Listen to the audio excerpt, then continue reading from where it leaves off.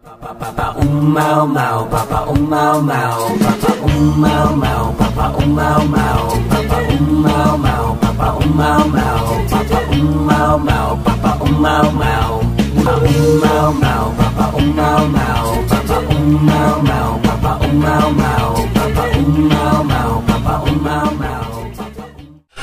Good morning guys, welcome to another day in the life of Kagawad Mau. So for today's episode, day 28 ng mga 45-day chicken natin. And mag-set up tayo ng bagong Azolla pond. So hopefully maging successful para makatipid tayo sa feeds. So then again, if you haven't subscribed to my channel yet, please don't forget to hit the like, subscribe, and notification bell para lagi kayo updated dito sa latest episodes natin sa Day in the Life of Kagawad Mau. Let's go!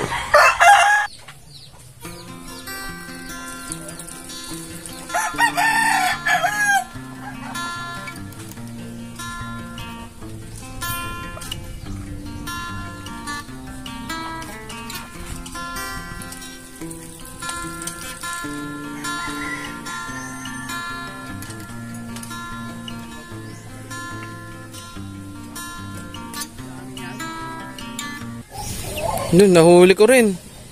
Guys, ito yung isa sa mga gala dito. Iniwan na nung nanay. So, hindi na sila nakakakain na maayos. So, nagpahuli siya. Siguro, gusto na rin ma-rescue. So, ito na siya. Pakakawalan na natin. Pero maganda, sayang, oh. Oh, baba ka na. Oh, mabait siya, oh.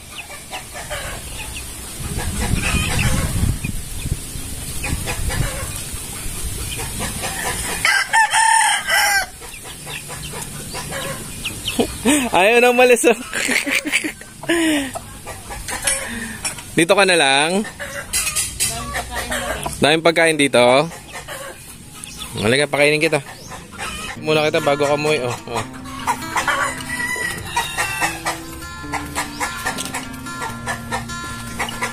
Guys, ito. Manok ng kapitbahay. Nahilig na dito. Alam niya maraming feeds dito eh.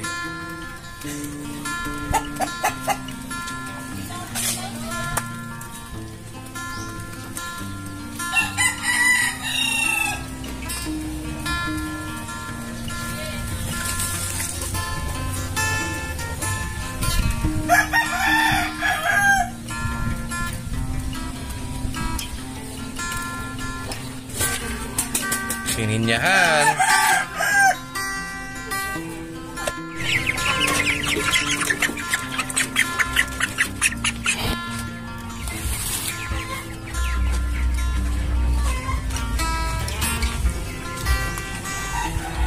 Bigat.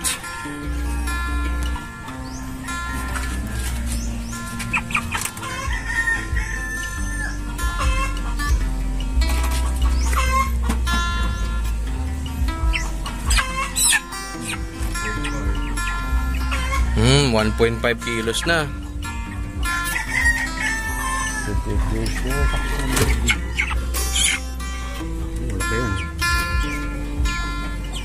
Hmm, 1.3. 1 linggo pa.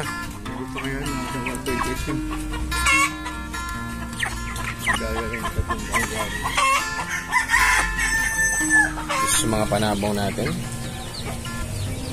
Hatch. Eh, magaling yung may nakakawala yung isang manok, nag-away sila tapos nakatali siya. Nakalbo siya pero nakaka-recover. Ganda niya. Maganda na rin yung katawan niya, bilog na. Mga manok natin. Lahing Peruvian. Blackfeet. Pogi din yan.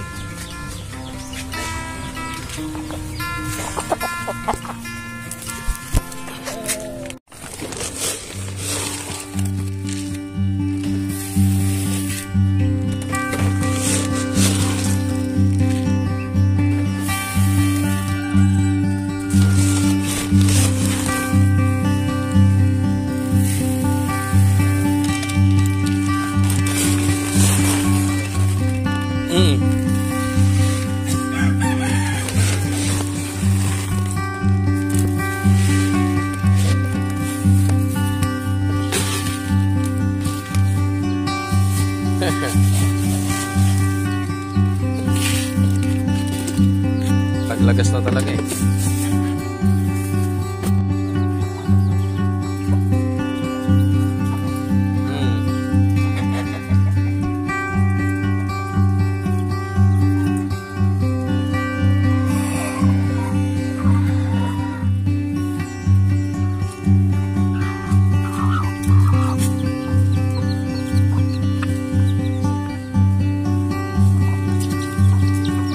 Ha?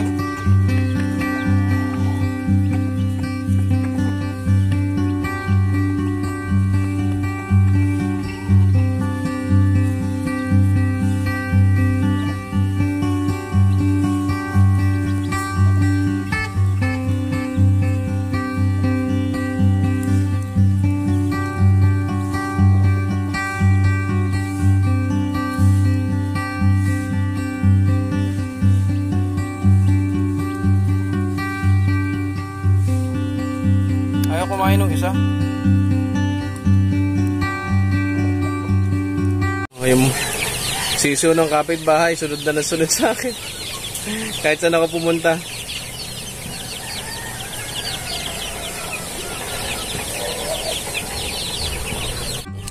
Two weeks na nung ating mga sisiw. Kailangan na natin silang i-bacterial flushing. Premoxil.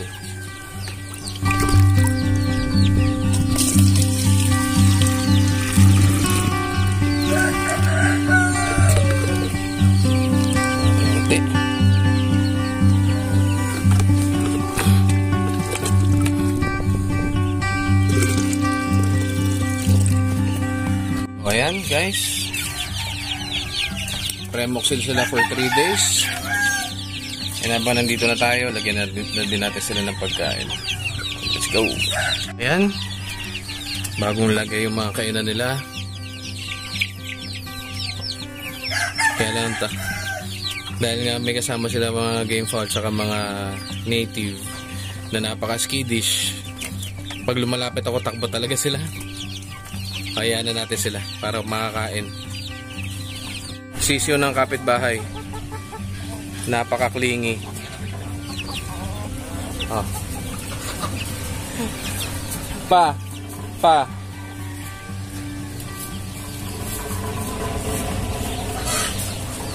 Oh, halika na.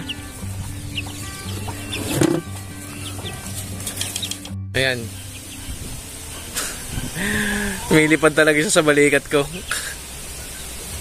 Binaba ko na siya eh. Ano?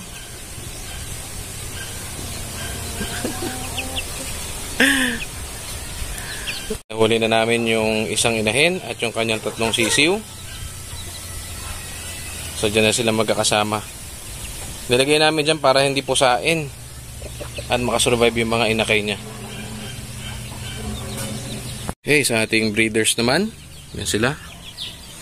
Egg 1,000 para marami tayong eggs.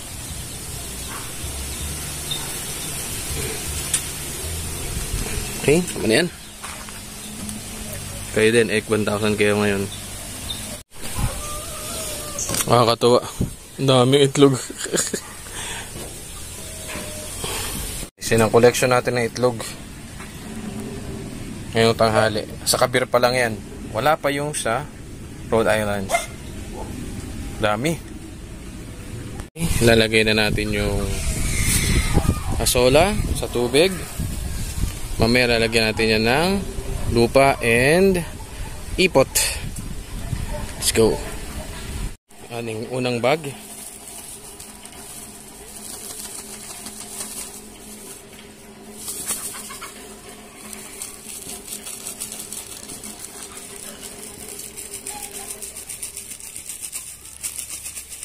Sunod na natin yung pangalawa. So guys, ito na yung dalawang bag ng asola. So kompletuhin lang natin yung mixture ng lupa and pupo. Sabi nung seller, direct sunlight daw. So ayan, nakatubig.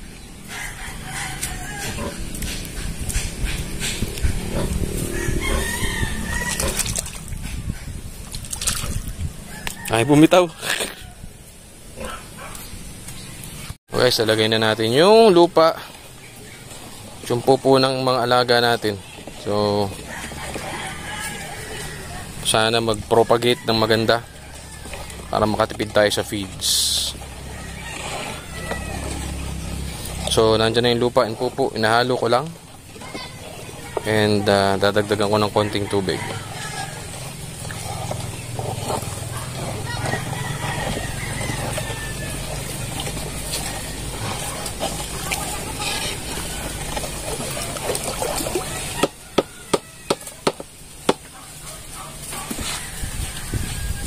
Halika, dali.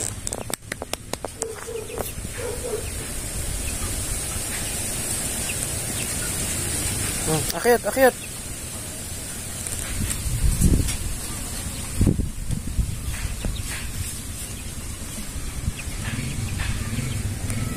Akyat.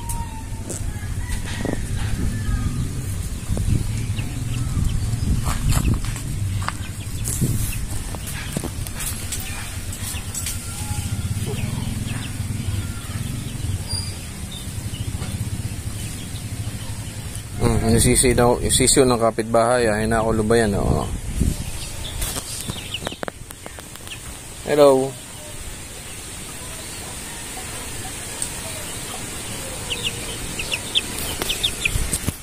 Aray ko.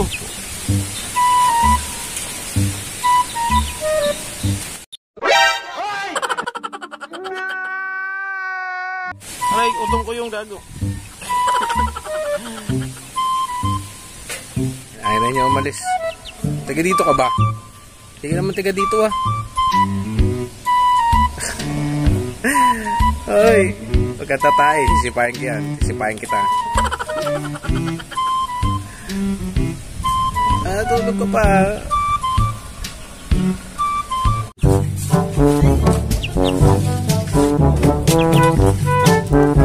Kunin mo, mabait siya.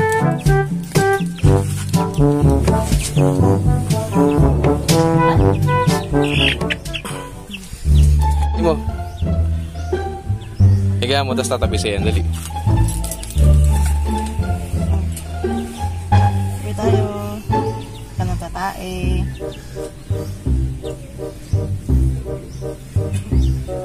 Nagkakalap siguro ng init ko. I love you. Look here.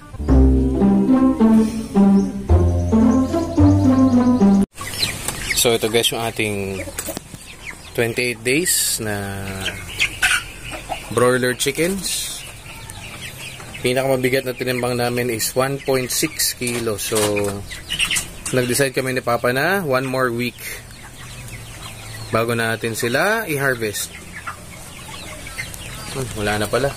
So pakain tayo guys.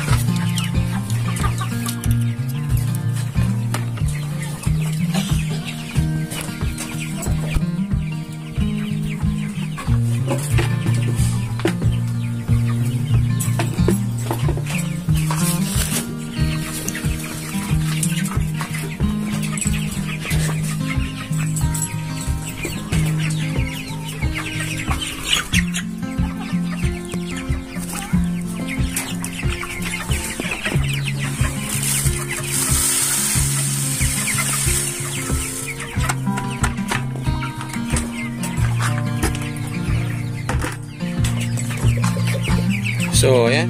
Kumakain na sila. Bagong lagay yung mga feeders nila. So guys, ang bala ko sana, pangarap ko ay 28 days. Kaya lang itong mga batch na to ay hindi sila matatangkad. Stocky sila pero mabibigat. And kahit may 1.6 na, pag kinatay natin yan, 30% ng body weight nila ay yung kanilang innards. Yung isaw, yung kanilang balon-balunan, butche, baga, liver. So ayun. So hindi muna kasi ang kalalabas na nila mga 1.1 kilos saka 1.2 kilos. So hindi tayo medyo kikita doon. So we'll hold off till another 7 days. Bumili naman ako ng isang sako pa na feeds. So hopefully mas malalaki na sila by that time para malaki yung kitain natin sa palengke. Jumbo. Jumbo, jumbo, jumbo.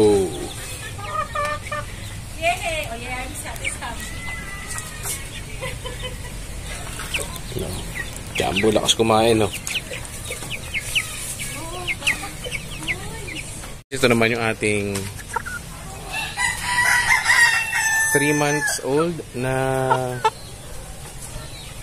young buck. Ganyan yung kulay niya, look. Ganda.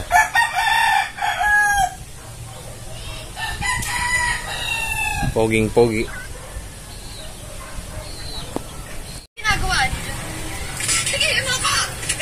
Wow, sarap ng tulog. Sarap ng tulog, ah. Walang siyang tatae.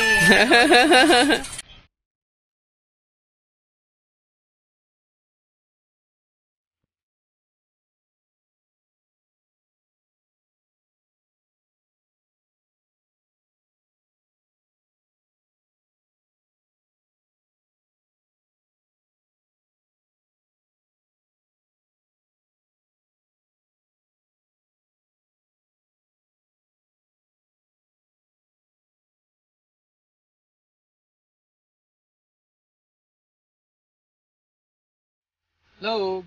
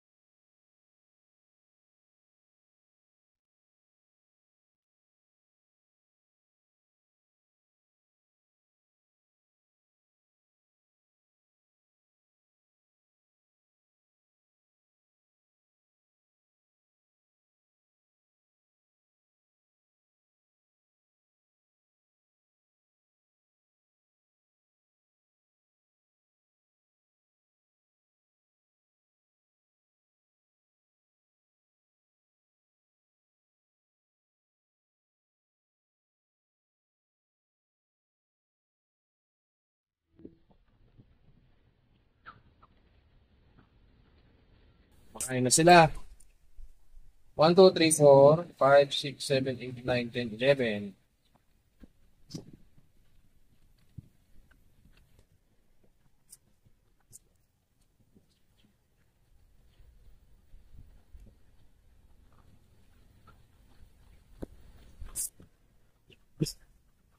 Rhode Island Stag.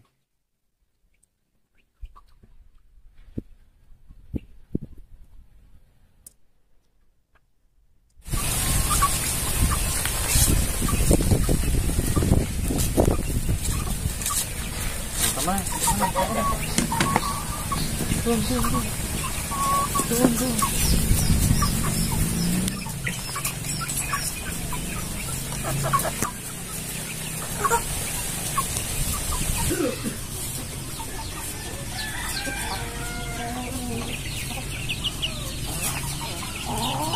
Ganda tayo ah.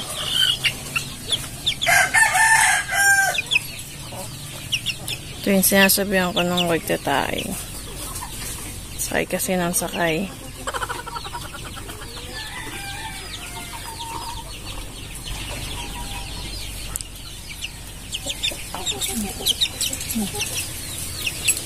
Ano siya?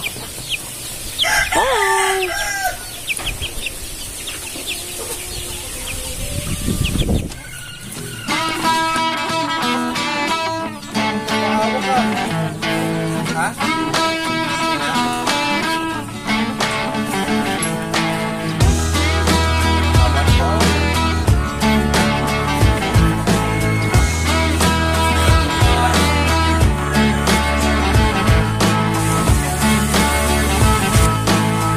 Dami kasing pagkain dito.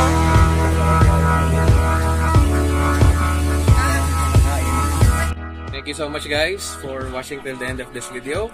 Yun lamang for today. And again, if you haven't subscribed to my channel yet, please don't forget to hit the like, subscribe, and notification bell para lagi updated sa latest episode natin. Day in the Life of Kagawad. Ingat!